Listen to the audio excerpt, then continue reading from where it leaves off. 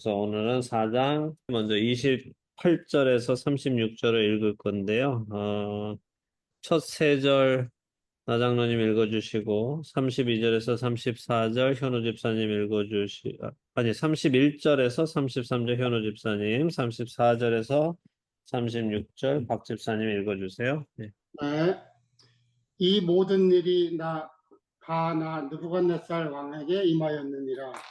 12달이 지난 후에 내가 바벨론 왕궁 지붕에서 거닐세 나 왕이 말하여 이르되 이 큰 바벨론은 내가 능력과 권세로 건설하여 나의 도성으로 삼고 이것으로 내 위엄의 영광을 나타낸 것이 아니냐 하였더니 이 말이 아직도 나 왕의 입에 있을 때에는 하늘에서 소리가 내려 이르되 느부갓네살 왕아 내게 말하노니 나라의 왕위가 내게서 떠났느니라. 내가 사람들에게서 쫓겨나서 들짐승과 함께 살면서 소처럼 풀을 먹을 것이요 이와 같이 7대를 지내서 지극히 높으신 이가 사람의 나라를 다스리시며 자기의 뜻대로 그것을 누구에게든지 주시는 줄을 알기까지 이르리라 하더라.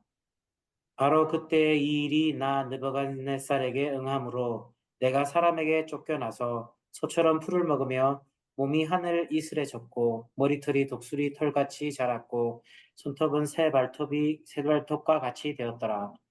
33절이죠. 바로 그때 이 일이 느부갓네살에게 응함으로 내가 사람에게 쫓겨나서 소처럼 풀을 먹으며 몸이 하늘 이슬에 젖고 머리털이 독수리 털과 같이 자랐고 손톱은 새 발톱과 같이 되었더라. 그 기한이 참에 나 느부갓네살이 하늘을 우러 보았더니 내 총명이 다시 내게로 돌아온지라. 이에 내가 지극히 높으신 이에게 감사하며 영생하시는 이를 찬양하고 경배하였나니 그 권세는 영원한 권세요 그 나라는 대대에 이르리로다. 땅의 모든 사람들을 없는 것 같이 여기시며 하늘의 군대에게든지 땅의 사람에게든지 그는 자기 뜻대로 행하시나니 그의 손을 금하든지 혹 이르기를 내가 무엇을 하느냐고 할 자가 아무도 없도다. 그때에 내 총명이 내게로 돌아왔고 또 내 나라의 영광에 대하여도 내 이음과 광명이 내게로 돌아왔고 또 나의 모사들과 관원들이 내게 찾아오니 내가 내 나라에서 다시 세움을 받고 또 지극한 유세가 내게 더하였느니라. 네. 네. 다니엘은 느부갓네살 왕에게 꿈에 있던 일이 일어나지 않을 수 있는 방법을 알려주었죠. 기억하시죠?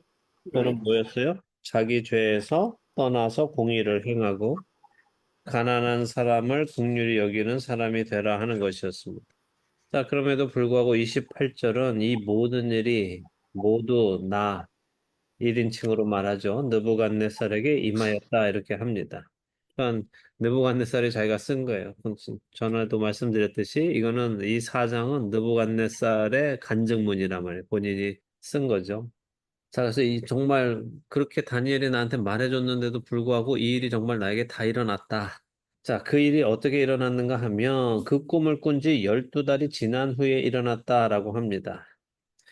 자, 여기 12달이라는 이 시간을 우리는 어떻게 받아들여야 할까요? 자, 한번 생각해 보세요. 느부갓네살이 다니엘의 조언을 받아들여서 12달 동안 근신하고 겸손하게 잘 지내고 있다가 12달이 지났는데도 아무 별일 없으니까 그냥 잊어버리고 교만해졌다고 생각을 할 수 있을까요? 아니면 하나님께서 느부갓네살에게 12달의 시간을 주시면서 그로 돌이키게 하시고 겸손하게 되기를 바라셨는데 결국 변하지 않고 자신의 교만함으로 인해서 이런 일이 일어난 것이라고 볼 수 있을까요? 후자이지 않을까요? 후자일 것 같아요. 왜요? 그러니까, 자, 성경은 안 나왔어요. 그죠? 자, 그러니까 여러분이 성경을 해석하실 때 가져야 하는 한 가지 그 방식, 기준을 말씀드리는 거예요. 자, 12달이라는 시간을 줬어요. 그럼 우리는 생각해 볼 수 있잖아요. 12달이라는 시간을 하나님이 주셨다. 근데 왜 주셨을까? 그때 벌써 꿈을 꿨을 때 얘기하셨으면 정말 그랬으면 바로 그런 일이 일어나게 하시지. 왜 12달이라는 시간이 있었을까? 회개하라고? 회개하라고. 응.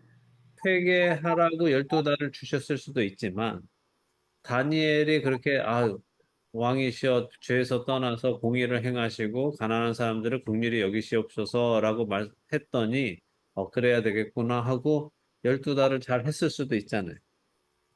근데 결과적으로 보면 생각하는 것이 전혀 그렇지 않으니까 예. 안 했다는 그러니까 하나님은 아마 다니엘에 이렇게 조언을 했으니까 이들을 주셔서 네. 지켜보셨겠지만 여기 뒤에서 말하는 것을 보면 그러지 않았다는 것 결과를 알 수 있고 그랬으면 이렇게 생각할 리가 없는 거죠. 저는 그렇게 생각합니다. 근데 사람이 쉽게 잘 안 바뀐다고 목사님이 그랬어요. 사람이 쉽게 잘 안 바뀌어서. 지금 느부갓네살은 사실 앞에 몇 번 뭐 경험했잖아요. 막 불에서도 사람이 안 타고 나오는 것도 경험하고 꿈도 맞추는 것도 경험하고. 근데도 또 하는 거 보면 또 다시 그렇게 하잖아요. 네, 그렇죠. 근데 제가 이제 이런 말씀드리는 건 어떤 사람들은 그렇게 생각하거든요. 다니엘의 말에 느부갓네살이 깨닫고 이제 좀 겸손하게 잘 살고 있었는데 근데 잘 살다 보니까 또 옛날로 돌아가서 이제 교만함이 다시 나왔을 때 하나님이 치셨다. 이제 이렇게도 볼 수도 있는 거거든요. 그런데 그러면 우리가 이럴 때는 그럼 어떻게 보는 것이 성경적인가? 무엇에 근거해서 우리는 결정을 내려야 된다고 생각하세요? 지금 이제 이런 각자의 생각을 말씀하셨잖아요. 그죠? 네. 제가 누누이 강조하는 거는 뭐예요? 우리가 무엇을 판단할 때의 기준은 무엇이 되어야 된다? 성경. 성경이 되어야 하고 성경 속에 나타난 하나님의 성품이 되어야 한다는 거죠. 그러니까 우리가 알고 있는 하나님의 성품이라면 어떻게 하실까? 그러니까 하나님께서 그럼 12달을 잘 겸손하게 지내던 애가 갑자기 어느 하루 또 교만해졌다고 해서 바로 탁 치시는 분이냐? 그건 아니죠. 아니에요. 그렇지 않다는 거죠. 우리 하나님은. 그죠? 잘 지내던 애가 어느 날 교만해졌으면 바로 치시는 게 아니라 또 교훈을 주시고 또 훈계를 하시고 하실 분이니까. 그렇다면 우리가 아는 하나님의 성품은 오래 참으시고 기다리시고 돌이키기를 바라시는 하나님이라면 그 12달의 시간을 주셨을 것이다라고 이해하는 것이 성경적이겠다라고 말씀드리는 거예요. 네. 자, 근데 느부갓네살은 이 일이 있은 후에 12달 지났을 즈음에 1년이 지난 거죠. 이제 바벨론 왕궁 지붕을 거닐다가 자신의 도시를 보고 이제 감탄한 거예요. 근데 이 지붕은 우리가 생각하는 집 지붕이 아니라 옥상을 얘기하는 거죠. 하나 사진을 보여드릴까요? 보이세요? 네. 네, 이게 이제 당시에 바벨론 성의 모습이 이랬을 것이다라고 이제 상상돼요. 네, 여기 보이시는 여기 이제 게이트 오브 이슈탈이라고 해서 이슈타 신의 이제 문인데 이게 뭐 높이가 뭐 엄청 높죠. 사람은 여기 이제 전만하게 그렇게 하고 있고 그게 더 높은 게 뭐예요, 목사님? 요게 지구라트. 그래서 이게 이제 그 바벨론 신을 섬기는 신전이에요. 신전. 네, 여기가 신전이고 여기가 이제 성 안으로 들어가는 게이트고 엄청나죠, 이 안에. 그래서 그리고 이제 우리가 잘 아는 그거 있죠? 세계 7대 불가사의라고 해서 기억나세요? 공중정원이라는 거 들어보셨어요? 공중정원. 공중정원이 뭐예요?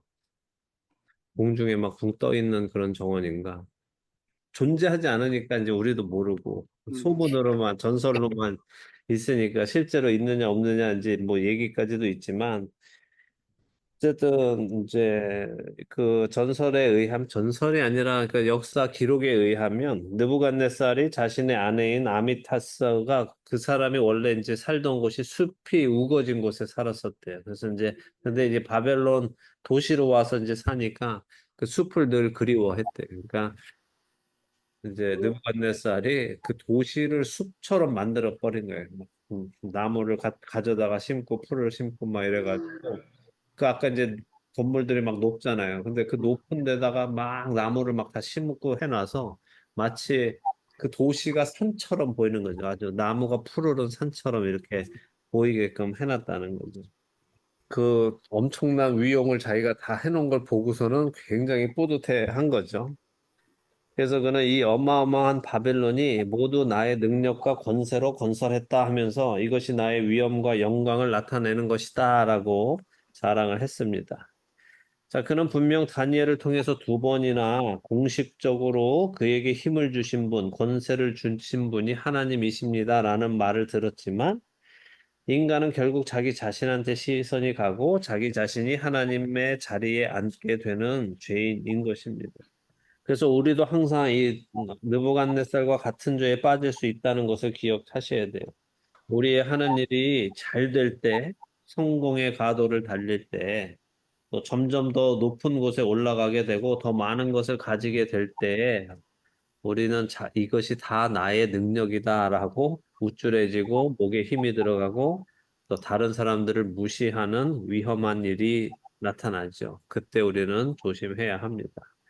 자, 그래서 자기만 조심할 게 아니라 정말 믿음의 공동체 안에서는 서로 서로에게도 그 말을 해줄 수 있어야 되는 거죠. 서로 서로에게도 조심하게 해줄 수 있고 정말 요즘 조금 위험한 것 같다라고 보이면 서로를 향해서 충성된 마음이 있다면 그렇게 말해 주어야 하겠죠. 자, 31절에서 32절 보면 이 교만한 말이 느부갓네살의 입에서 아직 끝나지도 않았을 때에 하늘에서 소리가 들립니다. 그죠? 느부갓네살 왕아, 내가 말하노니 나라의 왕위가 내게서 떠났느니라 이런 음성이 들렸어요. 자, 자신의 왕권이 영원하길 바랬던 느부갓네살, 분명 하나님께서 금으로 된 머리는 느부갓네살이고 그 후에 은으로 된 다른 왕이 나올 것을 말씀하셨지만 그는 금신상을 만들어서 자신의 나라가 영원하기를 바랬습니다. 그는 자신의 나라가 영원하기를 바래서 주변 나라들에게 힘을 사용해서 자신의 자리를 넘볼 수 있는 자들을 숙청하기 시작했어요. 그렇게 사람들을 통해서 그의 왕권이 사라지는 것이 아니라 하나님께서 그렇게 하시기로 하자 그는 정신이 이상해져서 들짐승과 함께 살고 소처럼 풀을 뜯어먹는 불쌍한 모습으로 변하는 거죠. 그러니까 느부갓네살은 내 왕권을 가져갈 사람들이 있겠구나 해서 사람들을 막 쳤단 말이에요. 사람들을 쳐서 이제 정적이 될 사람들을 다 쳐내는 작업을 했는데 정작 자신의 왕권을 가져가는 것은 그 사람들이 아니라 하나님이 그냥 바꿔버리시니까 그렇게 한순간에 변해버리더라 하는 거죠. 그래서 그리고 그렇게 되는 이유는 이미 12달 전에 다니엘이 예언한 대로 지극히 높으신 하나님께서 사람의 나라를 다스리시고 그것을 누구에게든지 주시는 줄을 알게 하시기 위함이라는 거예요. 목적이 뭐다? 알게 하시기. 너에게 주어진 이 권세가 나로부터 온 것이다라는 것을 알게 하시기 원함이었다는 거예요. 그러니까 자기 자신의 힘이 아니라 하나님의 뜻이 그에게 주시는 것인데 그것이 자신의 힘과 능력 때문이라고 착각하는 것은 하나님 앞에서 큰 죄인인 거예요. 우리도 마찬가지입니다. 내게 주신 하나님의 은혜를 깨닫지 못하고 내 힘을 자랑하는 자들에게는 하나님의 징계가 있을 것입니다. 자, 33절에 그 말씀이 들리더니 정말로 그 일이 느부갓네살한테 일어났어요. 느부갓네살이 사람에게 쫓겨났다라고 하죠. 천하를 호령하던 느부갓네살이 하나님이 주신 권세가 떠나자 즉시 어떻게 돼요? 자신이 호령하던 사람들로부터 쫓겨남을 당하는 거예요. 그전까지는 자기가 호령했는데 그 사람들로부터 쫓겨나죠. 권력이란 이런 것이라는 것을 우리가 생각해야 돼요. 내 힘이 아니라는 거예요. 하루아침에 권력은 잃어버리고 반대로 바뀔 수도 있는 거죠. 자, 느부갓네살은 지금 성 지붕에서 자신의 왕국을 내려다보면서 흐뭇해했는데 자신의 능력이 이 모든 것을 이루었다는 것에 뿌듯해했는데 그 순간에 그는 하나님의 말씀대로 짐승의 마음을 가지게 되었을 거예요. 그리고 막 이상한 행동을 했겠죠. 거기서 막 이제 짐승의 마음이 들어오니까 짐승처럼 막 행동했을 거란 말이죠. 그러면 이제 주변에 느부갓네살의 측근들이 막 와서 아유 왕이시여 무슨 일이십니까? 왜 이러십니까? 하고 이제 막 붙들고 뭐 간청을 했겠죠. 그런데 뭐 느부갓네살이 아무런 변화도 없이 점점 막 짐승 같은 짓을 막 하니까 사람들이 어떻게 할 수 없었고 더 이상 사람들하고 살 수 있는 상태가 아니니까 결국 궁 밖으로 느부갓네살을 내쫓게 된 것일 겁니다. 그렇게 쫓겨난 느부갓네살은 이제 소처럼 풀을 먹고 그곳에서 먹고 자느라 이제 하늘 이슬에 젖고 머리털이 독수리 털처럼 자랐고 손톱은 새 발톱처럼 자랐습니다. 독수리 털처럼 자랐다는 것은 아주 이제 두꺼워지고 거칠어졌다 그런 말이에요. 그러니까 자기 자신을 관리하지 못하는 들짐승 같이 그냥 어수선해진 거죠. 들짐승 같이 된 거죠. 자, 느부갓네살은 그렇게 짐승처럼 7년을 살았습니다. 천하를 호령하던 사람이 사람보다 못한 들짐승처럼 그렇게 부끄러운 모습으로 살았어요. 자, 사람이 짐승하고 다른 이유는 뭡니까? 생각이 있죠. 생각이 있어서. 다른 이유가 생각이 있어서 다른 거예요, 우리는. 사람과 짐승이 무엇이 다릅니까? 라고 여쭤보는 게 아니라 사람이 짐승과 다른 이유가 무엇입니까? 영이 있기 때문에. 영이 있기 때문에. 네. 사람에게만 하나님이 생기를 불어넣으셨죠. 가르치실 때, 지으실 때 그렇죠. 다스리라고 그랬죠. 자, 다스리라고 지으시면서 하나님이 어떻게 지으셨어요? 이름을 주고 하나님의 형상을 따라 지으셨죠. 사람은. 짐승은 하나님이 그냥 지어주셨지만, 만드셨지만, 사람만은 하나님께서 하나님의 형상을 따라 지으셨죠. 그리고 하나님이 다스리는 분인 것처럼 사람에게도 다스리는 권세를 주셨단 말이에요. 자, 그러니까 사람이 모든 짐승하고 다른 것은 하나님께서 사람을 짐승과는 다르게 하나님의 형상을 따라 지으셨기 때문인데, 그렇게 하나님의 형상을 따라 지음받은 사람이 하나님의 은혜를, 하나님의 주권을 인정하지 않고 스스로의 힘으로 살아가려고 할 때에 사람은 짐승이 되는 거예요. 자, 우리 시대 보세요. 사람들이 하나님의 주권과 은혜를 인정하지 않죠? 그죠? 세상 사람들이. 그 사람들이 하나님을 다 떠나고 나니까 사람들이 자기를 스스로를 뭐라고 부를까요? 하나님 안 믿는 사람들은 자기들을 뭐라고 불러요? 여러분은 그 사람들이 아니니까 모르시죠? 사회 동물이다. 동물이라고 말해요. 사람들이 하나님을 떠나 있는 사람들은 자기들은 동물이라고 말한다. 사회적 동물이라는 뭐 그런 표현을 떠나서 왜냐하면 자기들과 침팬지는 그냥 다르지 않다라고 말을 한단 말이에요. 진화로. 네, 진화가 됐기 때문에 하나님이 창조해 준 게 아니라 자기들 스스로가 살아왔기 때문에 진화를 거쳐서 살아왔기 때문에 자기들을 동물의 하나로 사람들을 생각한다니까요. 우리한테는 있을 수 없는 말인데 세상에 있는 사람들은 자신들을 동물의 하나로 생각하고 있어요. 그리고 점점 더 어떻게 해요? 동물처럼 행동하려고 하죠. 자, 동물은 뭐예요? 동물하고 사람하고 다른 거 이제는 말해보세요. 동물하고 사람하고 다른 점이 뭡니까? 동물은 자기의 욕구, 욕심과 그렇죠. 대로 행하죠. 그대로 사는 거죠. 본성대로 산단 말이에요. 본성대로. 그죠? 사람은 본성대로 살면 안 되죠. 사람은 이성을 가지고 살아야죠. 그래요. 자, 그러니까 동물은 본성대로 사니까 부끄러움도 모르고 행동하죠. 동물은 부끄러워하지 않죠. 또 동물들은 잔인함이 뭔지도 모르죠. 동물들은 잔인함이 뭔지 몰라요. 그냥 자기들이 배고프니까 산채로 막 깽깽깽 하고 있는 거를 잡아먹죠.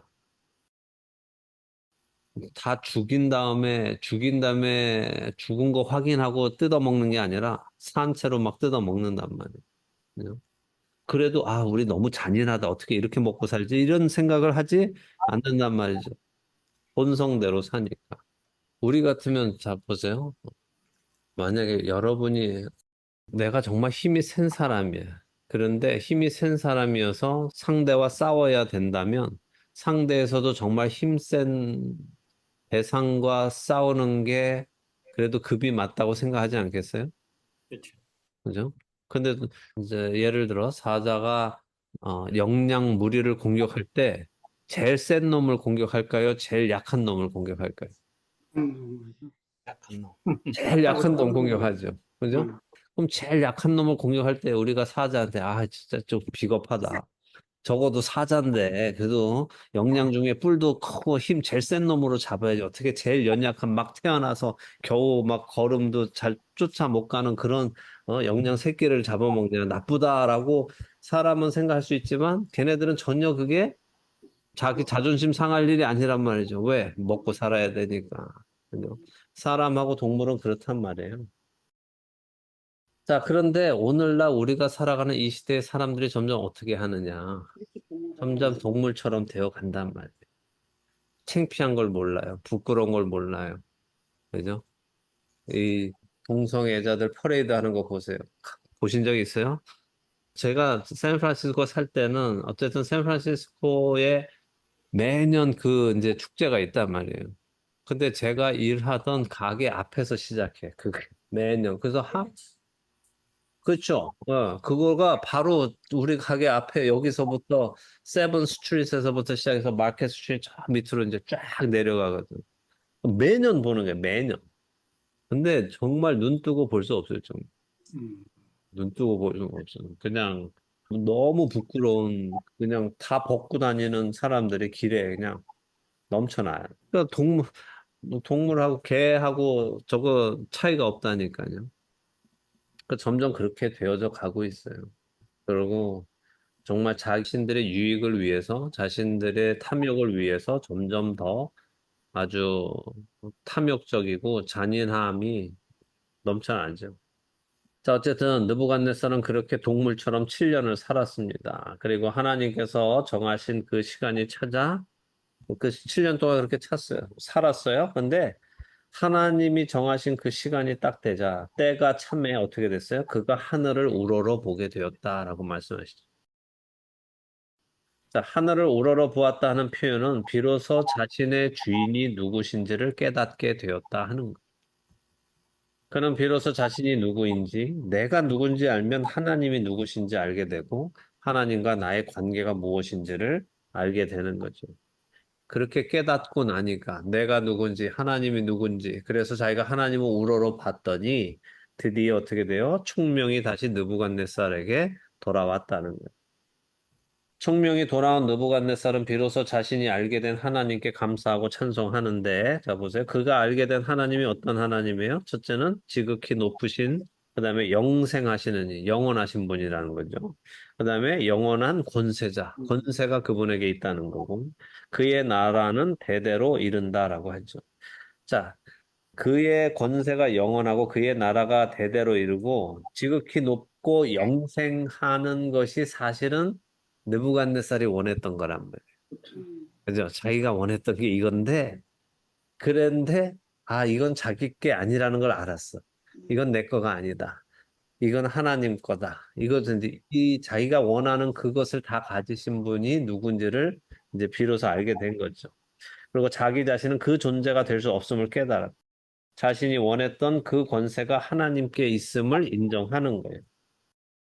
35절에 땅의 모든 사람들을 없는 것 같이 여기신다. 이 말은 무슨 말일까요?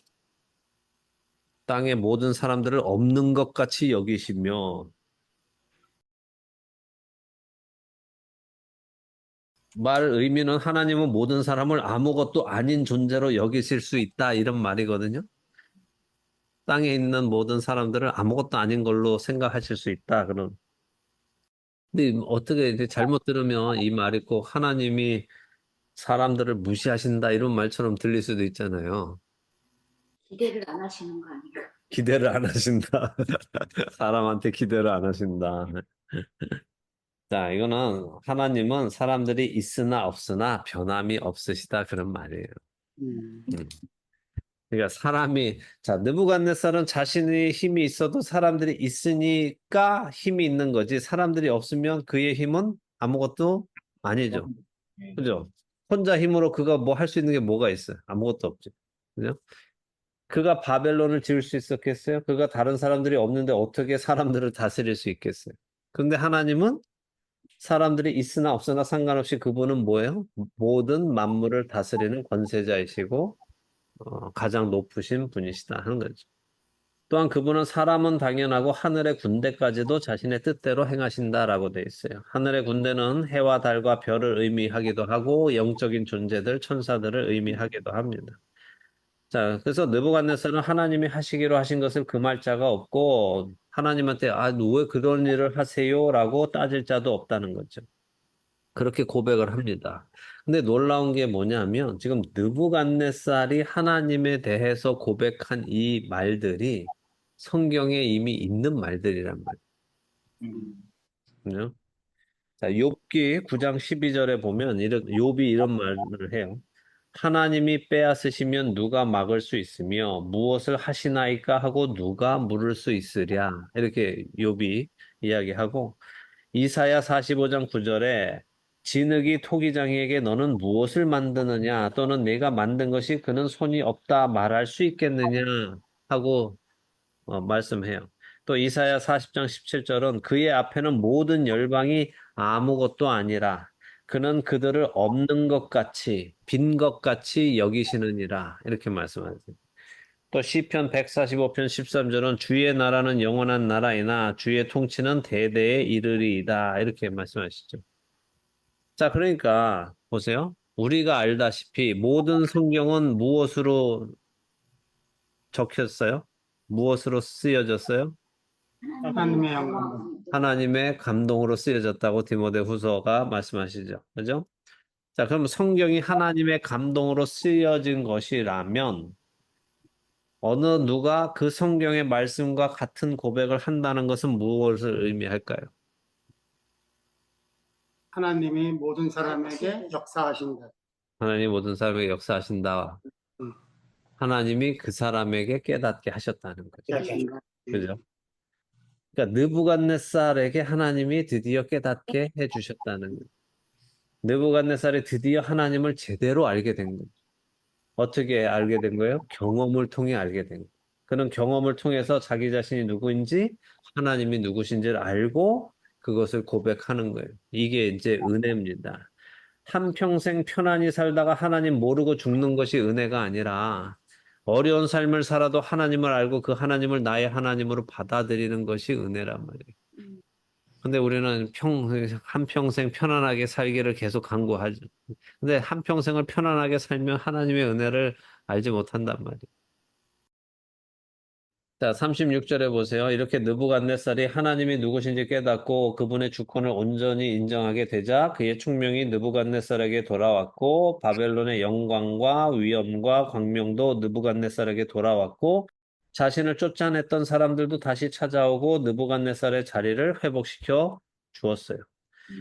자, 느부갓네살이 꿈에서 큰 나무가 배임을 받는 것을 봤죠? 근데 그 구루터기는 어떻게 했어요? 쇠와 노줄로 동연해서 했던 것이 비록 하나님께서 그 나무를 버리셔도 느부갓네살의 왕좌는 쇠와 노줄로 단단히 지켜주신 것을 우리는 볼 수 있는 거죠. 그 사실 왕이 7년 동안 나가서 저렇게 들짐승처럼 저렇게 살고 있으면 누가 다른 사람이 왕위를 왕위에 왕이 되고 당연히 빼앗길 거 아니에요. 저거 미친놈 하고서는 뭐 가서 죽여라 하든지 아니면 뭐 완전 미쳤으니까 다시 왕권을 차지할 일은 없어 하고서는 다른 왕이 생겨서 해나갔을 텐데 그렇게 되지 않았더라는 거예요. 그러니까 정말 철저하게 하나님께서 느부갓네살 한 사람에게 하나님이 누구신지 느부갓네살 네가 누군지를 내가 알려주기 위해서 이 모든 일을 행하셨다는 게 명백한 거죠. 자, 37절 제가 읽어드릴게요. 그러므로 지금 나 느부갓네살은 하늘의 왕을 찬양하며 칭송하며 경배하노니 그의 일이 다 진실하고 그의 행하심이 의로우심으로 교만하게 행하는 자를 그가 능히 낮추심이라 했어요. 느부갓네살이 그래서 하나님을 하늘의 왕이라고 찬양하고 칭송하고 경배합니다. 그의 일이 다 진실하고 의로우심을 고백하면서 끝에 뭐라고 해요? 교만하게 행하는 자를 낮추시는 분이다 이렇게 말하죠. 그죠? 자, 느부갓네살은 자신이 교만한 사람이었는데 그런 자신을 낮추신 하나님을 고백하면서 이제 그분은 하늘의 왕이시다라고 고백한단 말이에요. 느부갓네살에게는 자기보다 높은 존재가 없었어요. 지금까지. 그죠? 어떤 신이 감히 내 손에서 너희들을 구원하겠느냐 하면서 다니엘 세 친구에게 말할 정도로 신도 나보다 높지 못하다라고 말할 수 있었던 사람인데 이제는 자신이 감히 범접할 수 없는 자신은 아무런 가치도 없는 마치 존재하지 않는다라고 말할 정도의 차이가 나는 분이 계시다 하는 것을 깨달았죠. 그래서 그 하나님을 하늘의 왕, 다시 말해 자기의 왕으로 느부갓네살이 고백하는 거예요. 자, 우리는요, 내가 경험한 하나님을 고백할 수 있어요. 무슨 말씀이냐면, 우리가 찬양을 부를 때, 찬양 가사가 그냥 써 있다고 해서 그냥 노래를 부르는 게 아니라, 그 찬양 가사가 나의 고백일 때 비로소 그 찬양이 찬양이 되는 거예요. 이해가 되시죠? 네. 내가 병 나음을 경험한 사람, 내가 어려운 환경에서 도움을 받아서 온전함을 얻은 사람이 하나님은 치유하시는 하나님이십니다라고 고백할 수 있죠. 그렇죠. 그죠? 근데 그 경험이 없는 사람이 하나님은 치유하시는 하나님이에요. 이렇게 말하는 건 사실 무게감이 없단 말이에요. 이 떨어지죠. 사람은 그걸 경험해 보지 않았기 때문에 하나님은 치유하시는 하나님이에요라고 지식으로 알고는 있지만 경험이 없기 때문에 그 고백은 힘이 없단 말이에요. 그 나를 돌보시는 하나님을 경험한 사람이 하나님은 나를 감찰하시는 하나님이십니다라고 고백할 수 있는 거예요. 그래서 우리는 하나님을 더 많이 경험해야 돼. 더 많이 경험하면 경험할수록 우리는 하나님을 알게 되고 그 하나님을 더 많이 찬송할 수 있게 되고 더 많이 하나님을 사랑할 수 있게 되는 거예요. 왜냐하면 하나님은 알면 알수록 사랑할 수밖에 없는 분이기 때문에 그래요.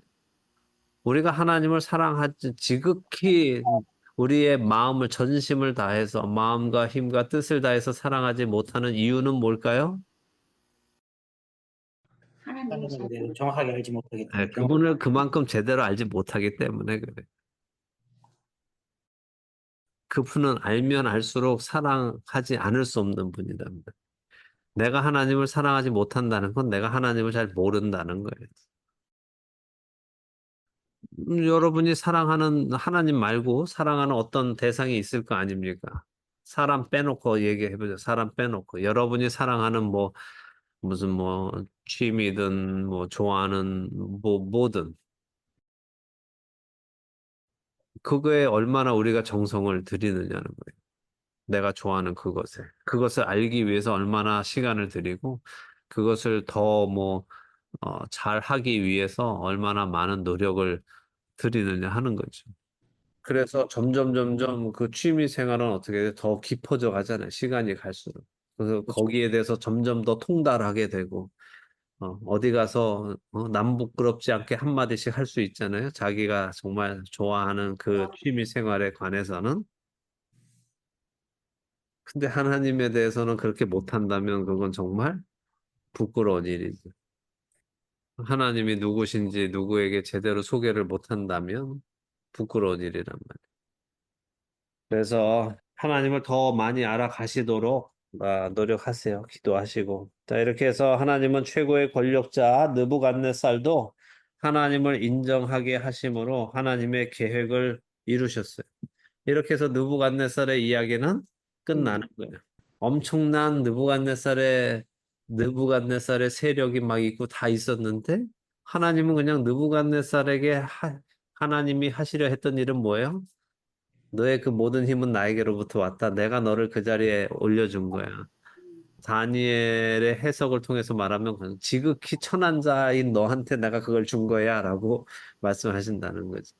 그것을 네가 깨달았으니까 됐어. 끝났어. 너는 인생에서 이제 다음 페이지로 넘어가 하면서 느부갓네살은 여기서 끝나는 거예요. 자, 그렇습니다. 그래서 4장 이렇게 마칩니다.